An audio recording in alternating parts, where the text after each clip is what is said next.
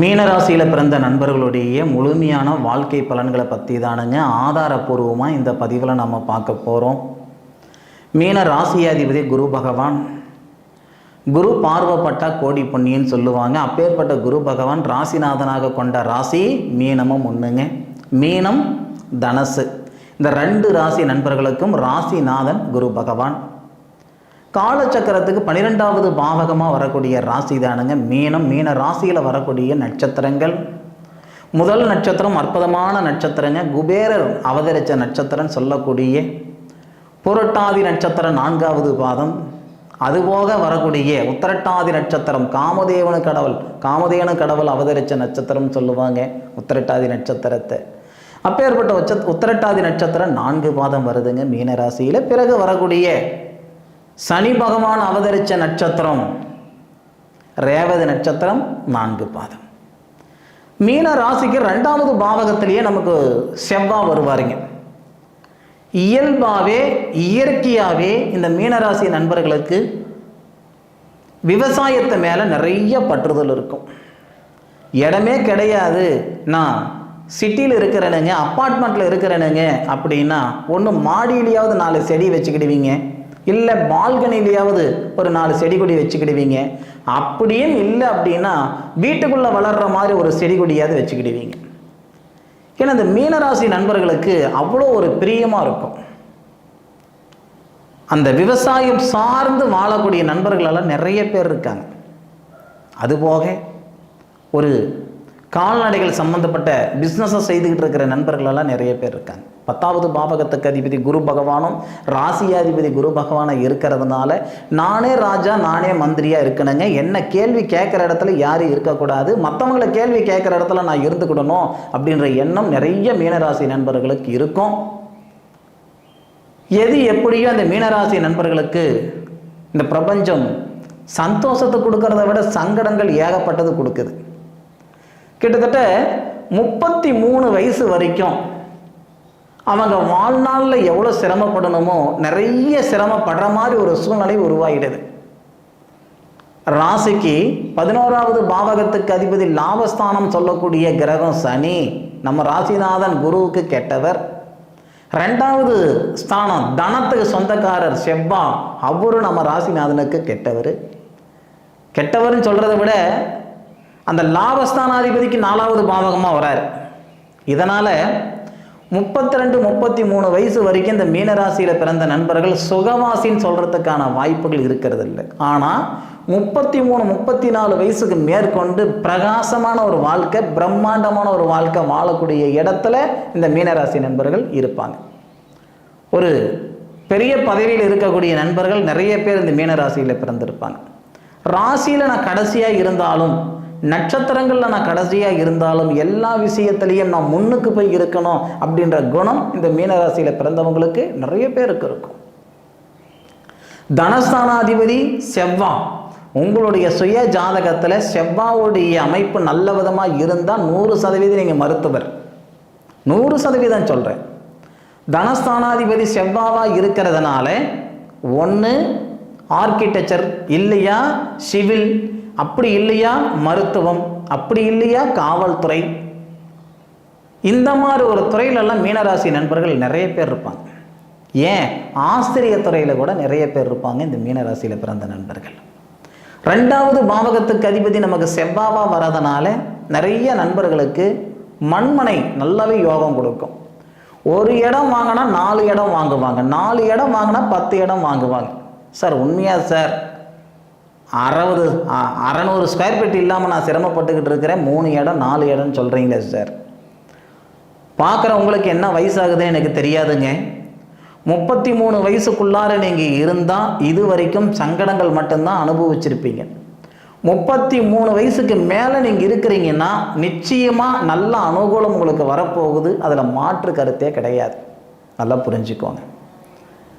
சொந்த மதத்துடைய துணையோ மற்றவங்களுடைய துணையோ மற்றவங்களுடைய எதிர்பார்ப்போ உங்களுக்கு ஒன்றும் பெருசாக இருக்காது. நீங்களாக கையை ஊனி கரணம் போட்டு மேலுக்கு வருவீங்க. உங்களுடைய படிப்பு ஸ்தானம் நல்ல விதமாக இருக்கும். ஏன்னா 10வது பாவகத்துக்கு அதிபதி தொழில் ஸ்தானாதிபதி குரு, படிப்பு ஸ்தானாதிபதி செவ்வாய். நிறைய நண்பர்களுக்கு அரசாங்க உத்தியோகமெல்லாம் ஏற்படும். அரசாங்க உத்தியோகத்திலையும் பெரிய லெவலில் இருப்பாங்க. எந்த நிலைக்கு நீங்கள் போனாலும் வந்த நிலை மட்டும் மாறவே மாட்டீங்க. நீங்கள் ஒரு மிகப்பெரிய ஒரு சொகுசு காரில் நீங்கள் போனாலும் நீங்கள் ஆரம்பித்த இடம் எங்கேயோ அந்த இடத்துக்கு வருஷத்துக்கு ஒரு முறையாவது நீங்கள் போய் பார்த்துட்டு வருவீங்க. இல்லை 5 வருஷத்துக்கு ஒரு முறையாவது அந்த இடத்துக்கு போய் சத்த நேரம் உட்காந்துட்டு வருவீங்க. வாரத்தில் 2 நாளாவது அதை நினச்சி பார்ப்பீங்க. எந்த நிலைக்கு போனாலும் வந்த நிலை மாறாத நண்பர்கள் இந்த மீனராசியில் பிறந்தவங்களும் இருக்க தான் செய்கிறாங்க. அதுபோக இந்த ரேவதி நட்சத்திரத்தில் பிறந்த நண்பர்கள் தாய் மாமா வீட்டில் திருமணம் பண்ணுறதோ அல்லது தாய் மாமனை திருமணம் பண்ணுறதோ தாய் மாமா மகளை திருமணம் பண்ணுறதோ நல்லாவே இருக்கும். ரேவதி நட்சத்திரத்தில் பிறந்த நண்பர்களுக்கு தாய் மாமன் தகப்பனுடைய ஸ்தானத்தில் இருப்பாங்க. எத்தனையோ பேர் அப்பா சின்ன வயசுலேயே தவறிட்டு அம்மான்னா தாய் மாமனுடைய அரவணைப்பில் வளர்ந்தவங்க நிறைய பேர் இருப்பாங்க. அந்த தாய் மாமங்களுடைய சப்போர்ட் அதிகமாக கிடைக்கக்கூடியது அந்த ரேவதி நட்சத்திர நண்பர்களுக்கு. அதுவே புரட்டாதி நட்சத்திரம் 4வது பாதம் வருது இல்லைங்களா, அந்த துறையில் அந்த புரட்டாதி நட்சத்திரத்தில் பிறந்தவங்க நிறைய பேர் இன்னைக்கு குருமார்களாக இருப்பாங்க. குருமார்கள்னா ஆசிரியர்கள், நிறைய பேர் சொல்லலாம், சித்தர்கள், ஜீவசமாதி ஆனவங்கெல்லாம் பார்த்தீங்கன்னா இந்த புரட்டாதி நட்சத்திரத்தில் நிறைய பேர் இருப்பாங்க. புரட்டாதி நட்சத்திரம் 4வது பாதத்தில் பிறக்கணும்னா கொடுப்பனை இருக்குனுங்க. குரு பகவானுடைய நட்சத்திரம், குரு பகவானுடைய ராசியில் வரக்கூடிய நட்சத்திரம் இந்த புரட்டாதி நட்சத்திரம் 4வது பாதம் மட்டுமே மீனத்தில் வரக்கூடியது. இப்போது 10 ரூபாய் கொடுத்தா 100 ரூபாய்க்குவீங்க, 100 ரூபாய் கொடுத்தா 1000 ரூபாய்க்குவீங்க. அனாவசியமாக 10 ரூபாய் செலவு பண்ணக்கூடியவங்க இந்த மீன ராசியில் பிறந்திருக்க மாட்டாங்க. மீன ராசியில் பிறந்தவங்க பார்த்தீங்கன்னா குடும்பத்துக்குள்ள கடைசி ஆளாக பிறந்திருப்பாங்க. 2வது ஆளுன்னு கூட சொல்ல முடியாது, கடைசியாக பிறந்திருப்பாங்க. குடும்பத்தையே கையில் தாங்குவாங்க. இல்லைன்னு சொன்னாலும் ஏதோ ஒரு வகையில் 4 காசு மிச்சப்படுத்தக்கூடிய குணம் இந்த மீனராசி நண்பர்களுக்கு அதிகமாக இருக்கும். இந்த நொறுக்கு தீனியெல்லாம் அதிகமாக சாப்பிட மாட்டாங்க இந்த மீனராசி நண்பர்கள்.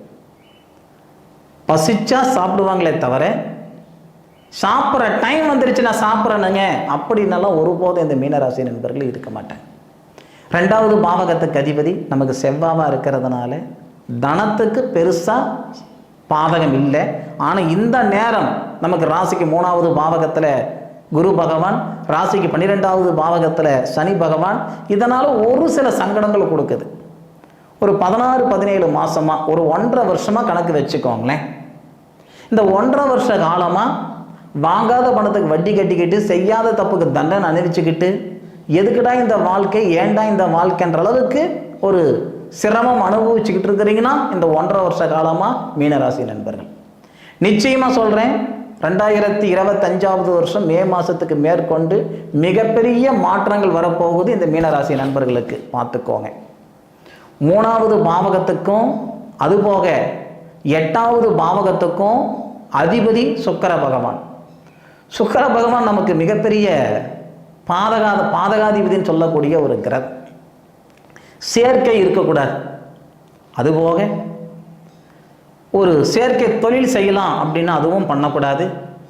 முடிஞ்ச அளவுக்கு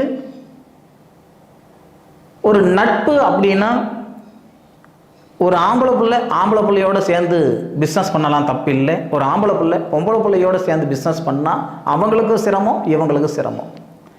ஏன்னா சுக்கிர பகவான் அப்படின்ற சொல்லக்கூடிய கிரகம் குரு பகவான் ரெண்டுமே, அதாவது அசுர குரு தேவகுருன்னு சொல்லுவாங்க. அது இன்றைக்கி இருக்கிற நடைமுறைக்கு, இன்றைக்கி இருக்கிற கலாச்சாரத்துக்கும் ஆணும் பொண்ணும் 2 பேரும் சேர்ந்து ஒரு பிஸ்னஸ் பண்ணலாம் அப்படின்னு நினைப்பீங்க. ஆனால் அந்த மீனராசி நண்பர்களுக்கு அது பெருசாக ஒர்க் அவுட் ஆகாது. அது பார்த்துக்கிடுங்க. அவரை நம்பி நான் பிஸ்னஸ் பண்ணணுங்க, நட்டமாகி போச்சு. அந்த அம்மாவை கூட நான் சேர்ந்து நான் பிஸ்னஸ் பண்ணணுங்க, நட்டமாகி போச்சு. இந்த மாதிரி ஒரு சூழ்நிலை ஏற்பட்டுட்டோம். நாம் சேர்ந்து மற்றவங்களை ஏன் சங்கடப்படுத்தணும்? முடிஞ்ச அளவுக்கு தனியாக பிஸ்னஸ் பண்ணுங்க. இல்லையா உங்களுடைய பாலினமே என்ன, அதாவது நீங்கள் பெண்ணாக இருந்தால் பெண்ணோடு சேர்ந்து பிஸ்னஸ் பண்ணுங்கள், ஆணாக இருந்தால் ஆணோடு சேர்ந்து பிஸ்னஸ் பண்ணுங்கள். இந்த வார்த்தை புதுசாக இருக்கும், உங்களுக்கு நிறைய பேர் அனுபவிச்சிருப்பாங்க. அந்த காரணத்துக்காக தான் இந்த வார்த்தை சொல்கிறேனுங்க. அதுபோக மீனராசியில் பிறந்த நண்பர்களுக்கு நிறைய பேருக்கு காதல் தோல்வி ஏற்பட்டிருக்கும். உண்மையாக நேசிக்கக்கூடிய தன்மை, உசுருக்கு உசுராக இருக்கக்கூடிய தன்மை இந்த மீனராசியில் பிறந்த நிறைய பேருக்கு இருக்கும். ஆனால் காதல் தோல்வி நிறைய அடையக்கூடிய ஒரு ராசியும் இந்த மீனராசி ஒன்று. 3வது பாவகத்துக்கு அதிபதியை நமக்கு சுக்கிரன் வராருன்னு சொன்னனுங்க. ஒரு செயல் செய்யணும்னா ஒரு தடவைக்கு 10 தடவை யோசனை பண்ணுவீங்க. படாமலாம் செஞ்சிடவே மாட்டீங்க. 10 தடவை யோசனை பண்ணுவீங்க. யோசனைப்பட்டு முடிவு பண்ணுறதுல ஒன்றும் பெருசாக நமக்கு நட்டம் வர்றதில்லை. 4வது பாவகத்துக்கும் 7வது பாவகத்துக்கும் புதன் வராரு. அப்போது புதன் நம்ம ராசியில் நீச்சமாகுவார். நிறைய மீனராசி நண்பர்களுக்கு, ஒரு சில நண்பர்களுக்கு சொல்கிறேன், மறுமணம் ஏற்படும். மறுமண வாழ்க்கை பிரகாசமாக இருந்திருக்கும் ஒரு சில நண்பர்களுக்கு. ஆனால் ஒரு சில நண்பர்களுக்கு இலைமறைவாக காய்மறைவாக ஒரு வாழ்க்கை வாழ்ந்துக்கிட்டு இருப்பாங்க. ஒரு சிலருக்கு தான் சொல்கிறேனுங்க, எல்லாருக்கும் சொல்லிக்கல, தப்பனுக்கு இப்போ நினச்சிக்கிடாதீங்க, சரிங்களா? மன வாழ்க்கை 100% நல்லாவே இருக்கும் இந்த மீனராசி நண்பர்களுக்கு. ஒரு சில நண்பர்களுக்கு இந்த மாதிரி ஒரு வாழ்க்கையை வாழ வேண்டிய ஒரு காலகட்டம், ஒரு சூழ்நிலை, நிர்பந்தம், வேற வழி இல்லை. திருமண தடைகள் எல்லாம் பெருசாக இந்த மீனராசி நண்பர்களுக்கு இருக்காது. இது 100ல் 1 அந்த மாதிரி தான் திருமணத்தில் தடைகள் இருக்குமே தவிர பெருசாக திருமண தடைகள் இருக்காது. 8வது பாவகத்துக்கும் 3வது பாவகத்துக்கும் அதிபதி நம்ம சுக்கிரன் சொன்னோம். முடிஞ்ச அளவுக்கு இந்த வாகன யோகம் இது கொஞ்சம் குறைச்சிக்கிறது நல்லது. வாகனம் இருக்கட்டும், ஆனால் தானாக வண்டி ஓட்டுறது கொஞ்சம் அவாய்ட் பண்ணிக்கிடணும். பைக் ஓட்டுறது தப்பு இல்லை, காரில் போகிறோம் அப்படின்னா முடிஞ்ச அளவுக்கு டிரைவர் போட்டால் அது மிகப்பெரிய ஒரு செல்வாக்கு கொடுக்கும். அதுபோக 9வது பாவகத்துக்கு அதிபதியை நமக்கு செவ்வாய் வராரு. குருவும் செவ்வாவும் சேர்ந்தா குருமங்கள யோகம்னு சொல்லுவாங்க. நிறைய மீனராசி நண்பர்களுக்கு தகப்பனுடைய சப்போர்ட்டு நிறையவே இருக்கும். பூர்வீகம் இருக்கும், தகப்பன் சம்பாரிச்சது இருக்கும். இந்த மாதிரி அமைப்புகள் நிறைய பேருக்கு இருக்கும். 10வது பாவகத்துக்கு அதிபதி குரு பகவானாக வரதுனால வெளியூர் போகிறது, வெளிநாடு போகிறது, சொந்தமாக பிஸ்னஸ் பண்ணுறது, சுய தொழில் பண்ணுறது, இதெல்லாமே மீனராசி நண்பர்களுக்கு பிரகாசமாக இருக்கும். அதுபோக 11வது பாவகத்துக்கு அதிபதி இரும்பு இயந்திரம் சம்மந்தப்பட்டவர். அதுலேயும் உங்களுக்கு நல்லாவே ஒரு மாற்றங்கள் கொடுக்கும், அதுவும் வளர்ச்சியை கொடுக்கும். 11வது பாவகத்துக்கு அதிபதியாக வரக்கூடிய சனி பகவான் நமக்கு பாதகாதிபதியாக இருந்தாலும் உங்களுடைய ஜாதகத்தில் சனி பகவான் சாதகமாக இருந்தால் நீங்கள் இரும்பு இயந்திர தொழில் செய்யுங்க, நிச்சயமாக பிரகாசமாக இருக்கும். இல்லை அதில் இன்வெஸ்ட்மெண்ட் பண்ணுங்க, நிச்சயமாக நல்லா இருக்கும். பொதுவாகவே மீனராசி நண்பர்கள் நான் முதல்ல சொன்ன மாதிரி ஏதாவது ஒரு வகையில் ஒருத்தருக்கு உறுதுணையாக இருக்கணும், உதவியாக இருக்கணுன்ற ஆசை நிறையவே இருக்கும்.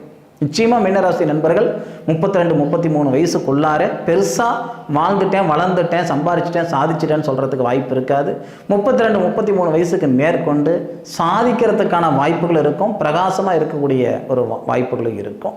வரக்கூடிய அதாவது வரக்கூடிய 2025 மே மாதத்துக்கு மேற்கொண்டு மீனராசி நண்பர்கள் நிறைய பேர் சாதிக்கவும் போகிறீங்க, சம்பாதிக்கவும் போகிறீங்க, சரிங்களா? சரி நண்பர்களே, இந்த பதிவு மீனராசி நண்பர்களுக்கு பயனுள்ளதாக இருந்தால் கமெண்ட்டில் சொல்லுங்கள். மீண்டும் அடுத்த ஒரு அற்புதமான தருணத்தில் உங்கள் அனைவரையும் சந்திக்கும் வரை உங்களிடமிருந்து விடைபெறுவது உங்கள் வீட்டு ஜோதிட நண்பனான மா காளிதாஸ் மணிகண்டன். திருச்சிற்றம்பலம். வாழ்க வையகம், வாழ்க வளமுடன்.